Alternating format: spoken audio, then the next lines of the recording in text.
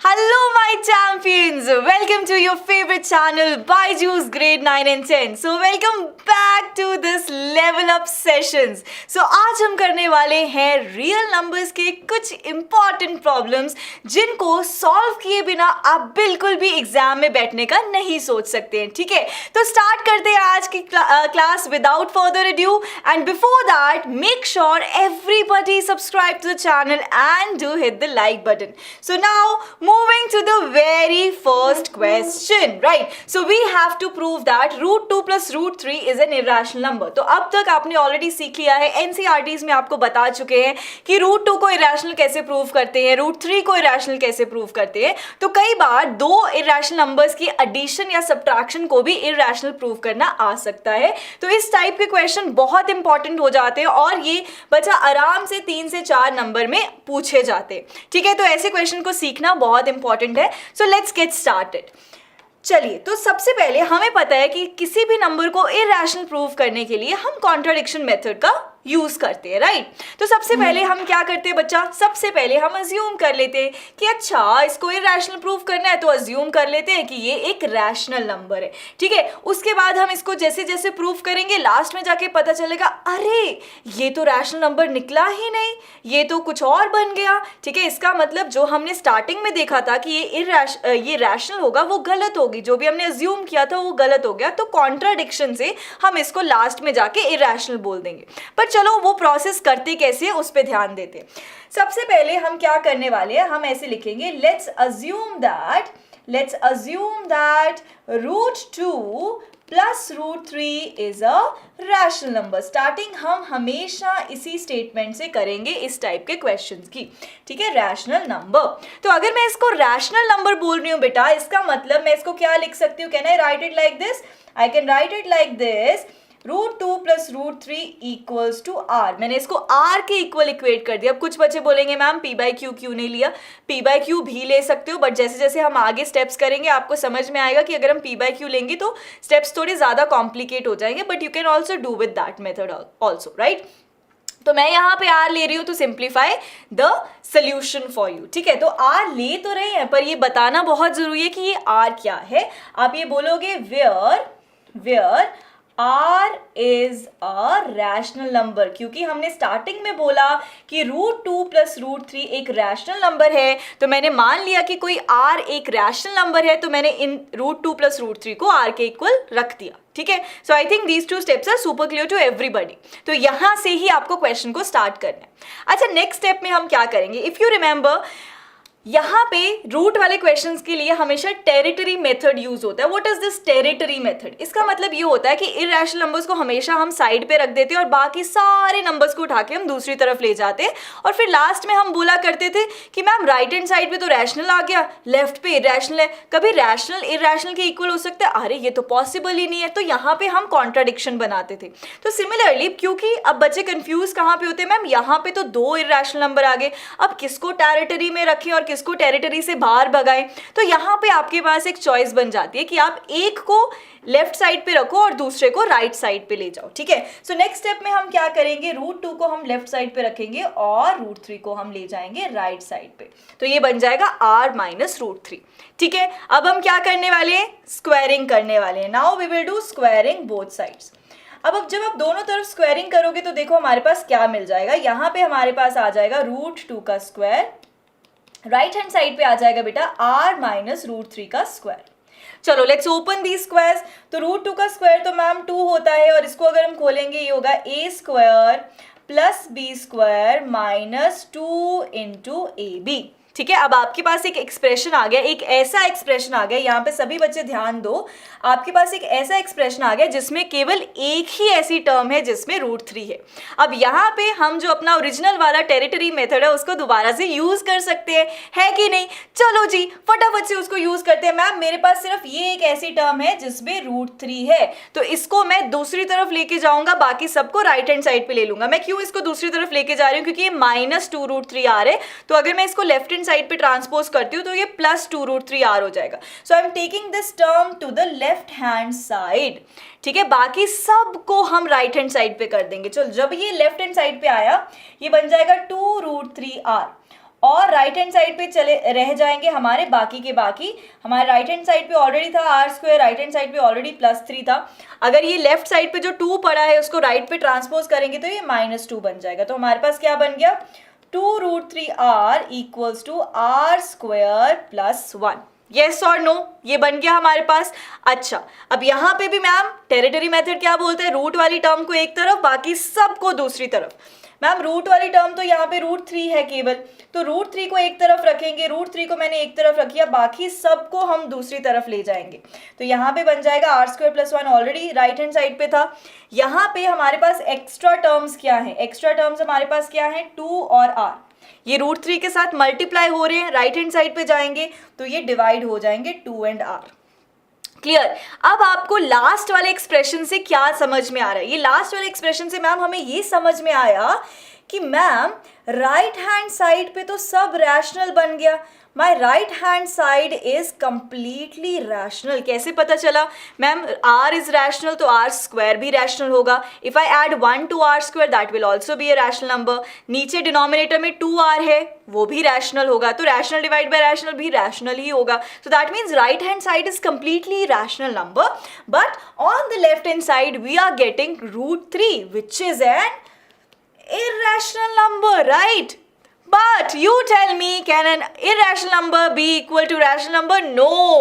या तो number rational होता है या तो नंबर इरेशनल होता है। देखो, या तो आप किसी नंबर को p/q की फॉर्म में लिख सकते हो या तो नहीं लिख सकते हो, दोनों अलग अलग हैं, दोनों को हम कभी भी इक्वेट नहीं कर सकते। तो दैट मीन्स आप ये बोलोगे since, लास्ट में आप बोलोगे since a rational number, since a rational number cannot be equal to an irrational number, right? Therefore, there is a contradiction, कि हमारे पास एक contradiction हो गई। तो contradiction हो गई मतलब हमारी जो assumption थी, जो हमने assume किया था, therefore our assumption is wrong, right? हमारी assumption गलत हो गई है। तो ये जो हमने स्टार्टिंग में assume किया था कि ये एक रैशनल नंबर है, ये रैशनल नहीं है, तो इसके पास दूसरा क्या ऑप्शन है, अगर ये रैशनल नहीं है तो ऑब्वियसली बात है, ऑब्वियसली बच्चा, ये जो है एक इरैशनल नंबर होगा, क्योंकि ये रैशनल नहीं हो सकता क्योंकि कॉन्ट्राडिक्शन आ गया है। Clear? So this is how you will solve such type of questions, and these type of questions are super important and they will come for 3 to 4 marks in your exam. And ये lottery question बोला जाता है इनको, क्योंकि एक बार आपने सीख लिया कभी भी भूलते नहीं हो, और इसमें अगर ये क्वेश्चन आ गया तो फुल मार्क्स आते ही आते हैं। Now let's move on to the statement problems, जिसमें कि आप फंसते हो। तो अगेन मैंने आपको, अगर आपको याद हो, मैंने आपको HCF LCM निकालने का एक शॉर्टकट भी सिखाया था, ठीक है, वीडियो के अंदर, लिंक आपको डिस्क्रिप्शन में मिल जाएगा, ठीक है, तो आप वो वीडियो देख सकते हो अगर आप स्टेटमेंट प्रॉब्लम्स में अभी भी फंसते हो। तो जरा ट्राई करके देखते हैं कि अगर आप ये वाली प्रॉब्लम सॉल्व कर पा रहे हो, that means your concepts are clear. अगर नहीं कर पा रहे हो तो मेरे साथ साथ सीखो और करने की कोशिश करो, और उस वीडियो को जरूर देख लेना। चलो, a merchant has 120 litres of oil of one kind. तो मर्चेंट के पास 120 लीटर का तेल है एक तरह का, 180 लीटर्स का तेल दूसरी तरह का, और 240 लीटर्स का तेल तीसरी तरह का, ठीक है। सो मर्चेंट के पास 3 तरह के ऑयल्स पड़े। He wants to sell the oil by filling the 3 kinds of oils in tins of equal capacity. अब वो इन तीनों तरह के ऑयल्स को सेल करना चाहता है, और कैसे सेल करेगा, ऑब्वियस ही बात है, अगर मुझे ऑयल सेल करना है तो वो छोटे छोटे उनको टिन्स में डाल के सेल करेगा, ठीक है। इक्वल कैपेसिटी की होनी चाहिए, कोई भी भेदभाव नहीं करना, कोई भी पार्शियलिटी नहीं करनी है, ठीक है, सबकी कैपेसिटी सेम होगी। What should be the greatest capacity of such a tin? वो जो कैपेसिटी वो डिसाइड करेगा कि मैं किस कैपेसिटी का वो डब्बा लूँ जिसमें मैं 120 लीटर्स का तेल जो है वो इक्वली डिस्ट्रीब्यूट कर सकूँ, 180 लीटर्स का ऑयल भी इक्वली डिस्ट्रीब्यूट हो जाए, और 240 लीटर्स का ऑयल भी इक्वली डिस्ट्रीब्यूट हो जाए, कोई वेस्टेज ना हो, ठीक है, और सबका जो है कैपेसिटी सेम भी हो, ठीक है। तो आपको बताना है कि उस टिन का ग्रेटेस्ट कैपेसिटी क्या होगा जिसमें वो डाल के इन ऑयल्स को डिस्ट्रीब्यूट करेगा। तो फर्स्ट सिनेरियो में हमारे पास क्या है, एक हमारे पास 120 लीटर का बड़ा सा वो है ना टिन, जिसमें उसने डाल रखा है, टैंक्स होंगे बड़े बड़े, ठीक है, तो डिफरेंट कैपेसिटी के टैंक्स है। तो एक है 120 लीटर का टैंक जिसमें कुछ ऑयल भरा हुआ है, एक 180 लीटर का टैंक है जिसमें कुछ ऑयल भरा हुआ है टाइप 2 का, और एक 240 लीटर्स का टैंक है जिसमें कुछ ऑयल भरा हुआ है। तो इन ऑयल्स को उसने क्या करना है, छोटे छोटे टिन्स में डाल के उसने मार्केट में बेचना है। और कंडीशन क्या है, इन सभी टिन्स का जो कैपेसिटी है बेटा वो सेम होगा, इन सभी टिन्स का सेम कैपेसिटी होगा। क्लियर? अब आपको बताना है कि ये जो टिन है इसका जो सबसे ज्यादा कैपेसिटी क्या होगा, मतलब ग्रेटेस्ट कैपेसिटी क्या होगा इस टिन का जो वो ले सकता है। ठीक है, अब मुझे आप ये बताओ, एक सिंपल सा क्वेश्चन मैं आपसे पूछूंगी कि ये जो टिन का कैपेसिटी है, सोच के बताना, क्या ये इन टैंक्स की कैपेसिटी से ज्यादा हो सकता है? कैसे हो सकता है मैम? मुझे टैंक में से तेल निकाल के छोटे छोटे टिन्स में डालना है ताकि मैं सबको डिस्ट्रीब्यूट कर सकूं, तो इस टिन का साइज जो है या कैपेसिटी जो है टैंक के साइज से बड़ी थोड़ी हो जाएगी। समझ पा रहे हो मैं क्या बोल रही हूँ? तो ये जो आप टिन लोगे जिनमें आप ऑयल डाल के बेचोगे, ठीक है, तो वो टिन का जो साइज है इन तीनों टैंक्स के साइज से ऑब्वियस सी बात है कि छोटा होगा। लॉजिकली बात कर रहे हैं हम, है ना, छोटा होगा। तो अगर आपने वो शॉर्टकट वीडियो देखा है तो उसमें मैंने आपको क्या सिखाया था कि अगर आपका आंसर छोटा आता है देन द गिवन वैल्यूज कौन सी है, these are the given values in the question. और आंसर क्या है, जो लॉजिक लगा के मैंने सोचा कि जो टिन की कैपेसिटी, आंसर क्या निकालना है, what should be the greatest capacity of the tin, इसका मुझे आंसर चाहिए। अब लॉजिक लगाया तो इसका आंसर छोटा ही आएगा गिवन वैल्यू से, तो इस केस में आप हमेशा क्या निकालते हो, HCF। जब आंसर हमेशा छोटा आता है तो HCF की वजह से आता है, HCF लेते हो क्योंकि फैक्टर हमेशा छोटा होता है। तो एक तो ये तरीका है इसको सोचने का, ठीक है। दूसरा लॉजिक हम क्या लगा सकते हैं कि अगर मुझे इन सभी टिन्स में ऑयल डाल के बेचना है तो ऑब्वियस सी बात है ये जो टिन का कैपेसिटी होगा वो छोटा होगा, वो ऐसा कैपेसिटी होना चाहिए कि ये 120 लीटर्स वाला ऑयल भी इसको डिवाइड कर ले। समझ आ रहा है कि मतलब ये टिन के अंदर ये पूरा 120 लीटर्स का ऑयल चला जाए, कि मतलब सपोज मैं अगर 3 टिन लूँ और उन 3 टिन्स में ये 120 लीटर्स का ऑयल मैंने अकोमोडेट कर दिया, फिर कुछ टिन्स लूँ उनमें 180 लीटर्स भी अकोमोडेट हो गया, तो मतलब ये जो टिन का कैपेसिटी है बेसिकली वो क्या होना चाहिए, वो फैक्टर होना चाहिए 120 का भी, 180 का भी और 240 का भी, ताकि वो डिवाइड कर दे जितना भी इन टैंक्स के अंदर ऑयल है उसको इक्वली। ठीक है, सो ये जो टिन का कैपेसिटी है that must be the factor of these 3 values.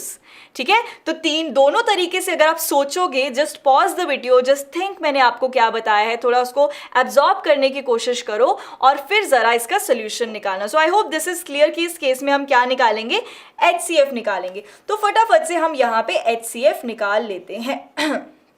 तो HCF अगर आप यहाँ पे निकालोगे तो HCF निकालने के लिए हम क्या करेंगे, प्राइम फैक्टराइजेशन। 120 के प्राइम फैक्टर्स बनाओ, 180 के बनाने हैं, 240 के बनाने हैं। आई थिंक ये तो अब आप जल्दी जल्दी कर लोगे। एक इजी तरीका भी बता देती हूँ। देखो 12 किसके टेबल में आता है, 6 2 12 होता है, तो 6 को अगर मैं ब्रेक करूँ 3 इंटू 2 में, 3 2 6, 6 2 12 होता है, और 10 ये 0 क्यों आ रहा है, 10 की वजह से, तो 5 2 10 मैंने यहाँ पे लिख दिया। 180, 18 इंटू 10, 18 क्या होता है, 6 3 18 होता है, तो मैं ऐसे लिख सकती हूँ, 6 को मैं लिख सकती हूँ 3 इंटू 2, ये 6 बन गया, उसको 3 से मल्टीप्लाई करूंगी 18 बन जाएगा, 18 को 10 से मल्टीप्लाई करूंगी 180 बन जाएगा। तो ये भी एक फैक्टर्स बनाने का तरीका होता है, जल्दी जल्दी आप बना सकते हो। 24, 6 4 24 होता है, 3 2 6 कर दिया, और 4 को भी मैं 2 इंटू 2 लिख सकती हूँ, और 5 इंटू 2 10 को लिख सकती हूँ। ठीक है, तो ये आपके जल्दी जल्दी से प्राइम फैक्टर्स बन गए। चलो यहाँ पे क्या बन जाएगा आपके पास, ये आ जाएगा 2 raise to the power 3 into 3 into 5, यहाँ पे बन जाएगा 2 स्क्वायर इंटू 3 स्क्वायर इंटू 5, यहाँ पे बन जाएगा आपके पास 2 raise to the power 4 into 3 into 5।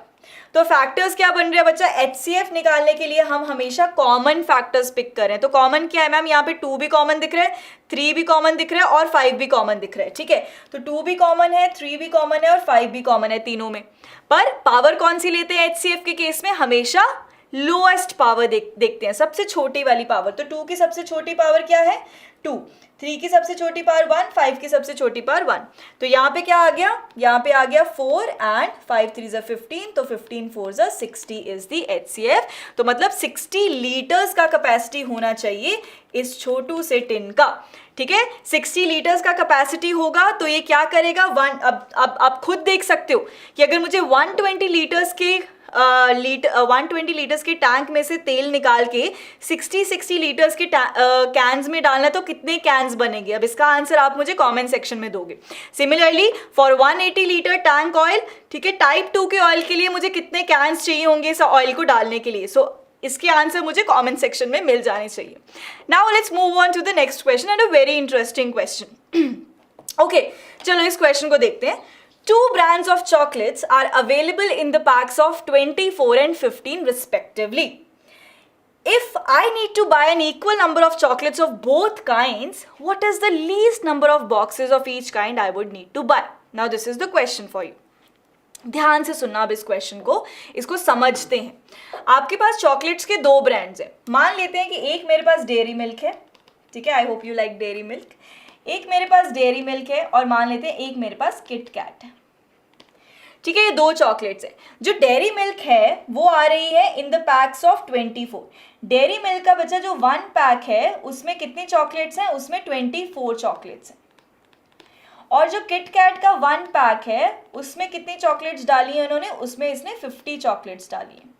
अब जरा क्वेश्चन देखते हैं क्या बोलता है। क्वेश्चन बोल रहा है कि I need to buy an equal number of chocolates. मुझे शॉप पे जाना है, मुझे इक्वल नंबर ऑफ चॉकलेट्स चाहिए। I don't care about the packs, मुझे नहीं फर्क पड़ता कि मुझे कितने पैक्स खरीदने पड़ रहे हैं। मुझे ये फर्क पड़ता है कि मेरी नंबर ऑफ चॉकलेट्स इक्वल होनी चाहिए। कि अगर मैं 50 डेयरी मिल्क ले रही हूँ तो मुझे 50 ही किट कैट लेनी है, ठीक है। But the condition over here is कि जो शॉपकीपर है वो आपको पैकेट से निकाल के चॉकलेट नहीं देने वाला, आपको पूरा का पूरा पैकेट लेना पड़ेगा। पर आपको इस तरीके से लेना है कि मेरे नंबर ऑफ चॉकलेट्स इक्वल हो, ठीक है, और पैकेट्स में एक्स्ट्रा चॉकलेट भी नहीं है और कुछ चॉकलेट लेस भी नहीं है।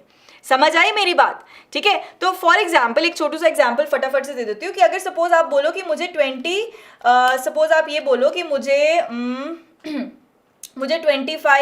या फिर मुझे 24 चॉकलेट्स चाहिए, तो आपने डिसाइड किया मुझे मैम 24 चॉकलेट्स डेयरी मिल्क चाहिए और मुझे 24 ही किट कैट चाहिए।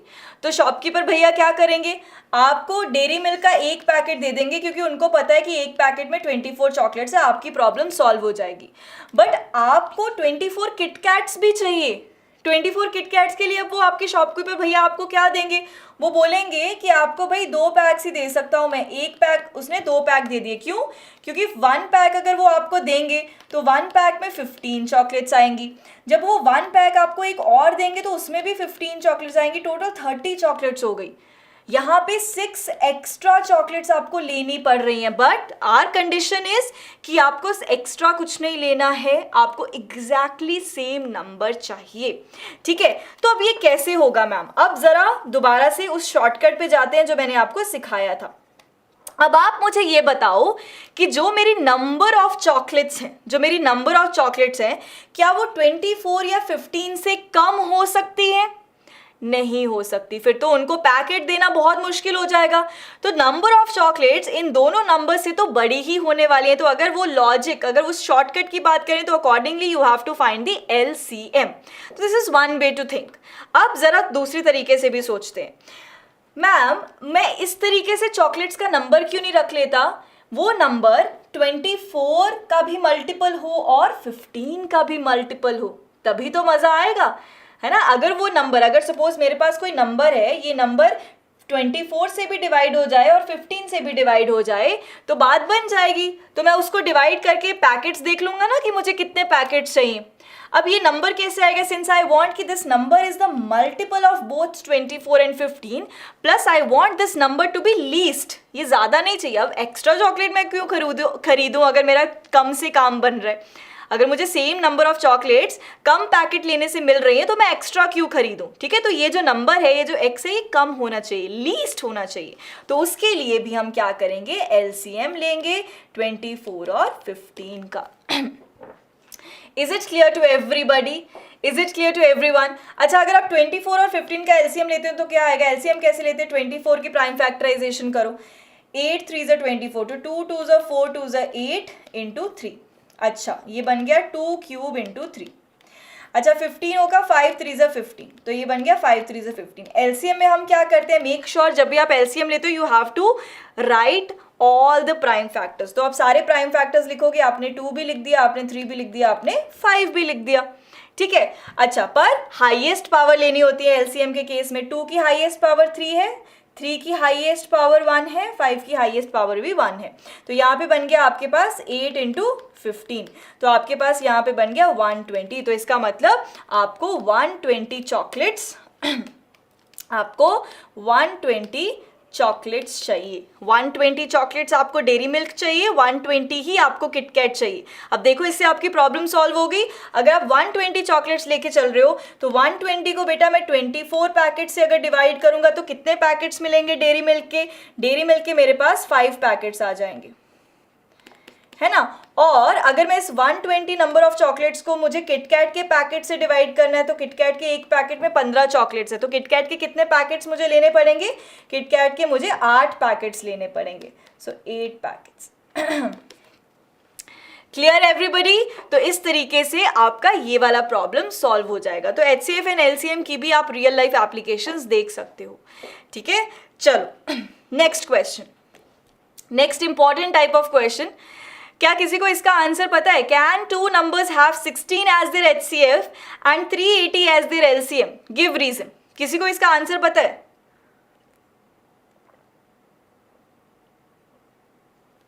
सॉरी हाँ, अब मेरी बात सुनो। HCF क्या होता है? HCF is the highest common factor, है कि नहीं? हाईएस्ट कॉमन फैक्टर मतलब एक 2 नंबर्स लेती हूँ आपके सामने। एक नंबर ले लेते हैं 16। अच्छा, 16 की अगर प्राइम फैक्टराइजेशन करें तो क्या आ जाएगा? 2 2 4, 2 8, 2 16, ठीक है। तो ये मेरा 2 raised to the power 4 आ गया 16 के प्राइम फैक्टर्स। अगर 10 के प्राइम फैक्टराइजेशन तो आ जाएगा 5 into 2। अगर मैं इन दोनों का HCF लेना चाहती हूँ तो इन दोनों का HCF क्या आएगा बच्चा? HCF आता है कॉमन फैक्टर लेके उसकी लीस्ट पावर लेनी है। तो कॉमन फैक्टर कौन सा है? यहाँ पे 2 है और यहाँ पे 2 है, मैंने 2 लिख दिया, और लीस्ट पावर 1 वाली लेंगे तो 1, मतलब 2 इज दी HCF। इन दोनों का HCF क्या है? 2। अच्छा, अगर मैं इन दोनों का LCM लेती हूँ तो LCM के केस में हम क्या लेते हैं? सारे फैक्टर्स को लिखते हैं। सारे फैक्टर्स लिखेंगे, 2 भी लिखेंगे और 5 भी लिखेंगे, और हाईएस्ट पावर लेंगे। 2 की हाईएस्ट पावर है यहाँ पे 4 और 5 आ गया, ठीक है। तो ये मेरा बन जाएगा LCM। अब अगर आप ध्यान से देखो, HCF एक ऐसा नंबर है जो दोनों को डिवाइड कर रहा है ना, और ये दोनों ऐसे नंबर्स हैं जो कि LCM से डिवाइड हो रहे हैं। तो इसका मतलब HCF जो है LCM को भी तो डिवाइड करेगा। यू कैन क्लियरली सी, अगर मैं LCM को HCF से डिवाइड करूं तो हमेशा LCM जो है वो HCF से डिवाइड होगा ही होगा। LCM इस केस में क्या है? 2 raised to the power 4 into 5। HCF क्या है? 2। ऑब्वियसली देखो ये डिवाइड हो रहा है, तो आपका आंसर 2 cube into 5 आ जाएगा, है ना। तो हमेशा ध्यान रखना बच्चा, HCF हमेशा LCM का फैक्टर होता है, क्योंकि HCF जो है HCF डिवाइड्स द 2 नंबर्स जिनका हम निकाल रहे हैं, वो दोनों नंबर्स को डिवाइड करता है, ठीक है। ये जो 2 नंबर्स हैं, ये जो 2 नंबर्स हैं, दे डिवाइड दी LCM। तो इसका मतलब इनडायरेक्टली HCF भी LCM को डिवाइड करना चाहिए। तो लॉजिकली दिस इज करेक्ट। तो इस क्वेश्चन का आंसर अब आप मुझे इजीली दे सकते हैं कि क्या यहाँ पे 16 जो है 380 को डिवाइड कर रहा है completely. So the answer over here you can easily give me, ठीक है। और रीजन आप यहाँ पे क्या लिखोगे कि HCF is always the factor of LCM। HCF हमेशा LCM का फैक्टर होता है, इसीलिए वो हमेशा LCM को डिवाइड करेगा। That is always true। तो this is the reason that you will give me। Now last question of the day। So इस क्वेश्चन में क्या है? ये क्वेश्चन प्रीवियस ईयर क्वेश्चन भी है, बोर्ड्स में पूछा गया है रिसेंटली। तो ये क्वेश्चन क्या है? कहते हैं in the morning walk 3 person step of together. 3 लोग हैं, वो मॉर्निंग वॉक करने के लिए बाहर निकले हैं। तीनों के स्टेप्स का मेजरमेंट डिफरेंट है, ठीक है। जो फर्स्ट जो A है उसके स्टेप का मेजर है 80 सेंटीमीटर्स। जो B है उसके स्टेप का मेजर है 85 सेंटीमीटर और जो C है उसके स्टेप मेजर कर रहा है 90 सेंटीमीटर्स, राइट। अब यहाँ पे आपको बताना है what is the minimum distance each should walk so that they can cover the distance in complete step. ऐसा सबसे छोटा कम से कम डिस्टेंस ये कितना ट्रैवल करें ताकि सबके स्टेप्स जो हैं वो इक्वली मेजर करें। समझ आया? वो जो डिस्टेंस है वो कंप्लीट स्टेप्स में खत्म होना चाहिए। क्या मतलब है जरा दोबारा से सुनो मुझे और समझो इस प्रॉब्लम को। सपोज मेरे फुट का साइज 80 सेंटीमीटर्स है, तो जो भी मैं ये डिस्टेंस डिसाइड करूंगी तो 80 80 80 80 करके मेरा कंप्लीट स्टेप्स में ये डिस्टेंस कवर होना चाहिए, ठीक है। उसके बाद सपोज ये ए की बात कर रही हूँ, अगर बी की बात कर रही हूँ तो मेरा फुट का साइज थोड़ा सा बड़ा हो गया, तो ये 85 85 85 करके पूरा डिस्टेंस कंप्लीट करेगा। अगर सी है तो मेरा फुट साइज और बड़ा हो गया, तो हो सकता है ये ऐसे 2 स्टेप्स में ही ऐसे कंप्लीट कर ले, ठीक है। इस क्वेश्चन का मतलब ये है। तो you have to tell me कि ये जो मिनिमम डिस्टेंस है वो क्या होगा।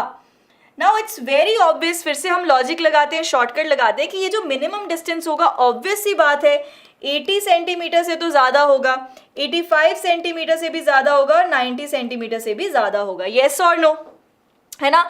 तो अगर आंसर ज़्यादा आ रहा है तो मतलब इस केस में आपको क्या लेना पड़ेगा, LCM लेना पड़ेगा, ठीक है। अब जल्दी से LCM लो और मुझे इसका आंसर कमेंट सेक्शन में फटाफट से दे दो। Now I hope this session, this class was super helpful to you.